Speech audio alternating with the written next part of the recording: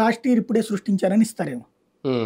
కానీ అప్పటికిప్పుడు కంపేర్ చేసుకుంటే ఈయన అమరావతిని ఇదిని రెండింటిని చూస్తున్నారు కాబట్టి ఆ క్రైసిస్ క్రియేట్ అయింది. అప్పుడు జగన్మోహన్ రెడ్డి గారు అమరావతిని కంప్లీట్గా పక్కన పెట్టేశారు. దాని మీద ₹1 కూడా ఖర్చు పెట్టలేదు. అమరావతి మీద ఇప్పుడు పోనీ ఏం ఖర్చు పెట్టారు రాష్ట్ర ప్రభుత్వం నుంచి?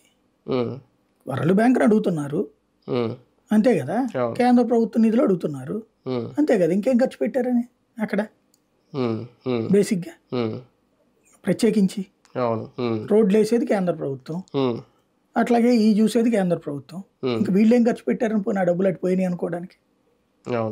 ఫస్ట్ ప్రజెంట్ ఏంటంటే వెయిట్ చేస్తున్నారు జనం సైకాలజీ ఎట్లుంటది సంక్షేమ పథకాల గురించి అన్నటువంటిది వెయిట్ చేస్తున్నారు. ప్రజల్లో అసంతృప్తి రగులుతోంది అంటే ఇచ్చేస్తారు, ఏం లేదు అనుకుంటే వదిలేస్తారు. అలాగని సంపద సృష్టికి కూడా ఇంకా ఏమి మార్గాలు దొరకలేదా? స్టార్ట్ చేశారా అసలు? సంపద సృష్టి అనే పదానికి అర్థం ఏంటి అనేది ముందు ప్రస్తుతం డిక్షనరీ ఎతుకుతున్నారు అంతే.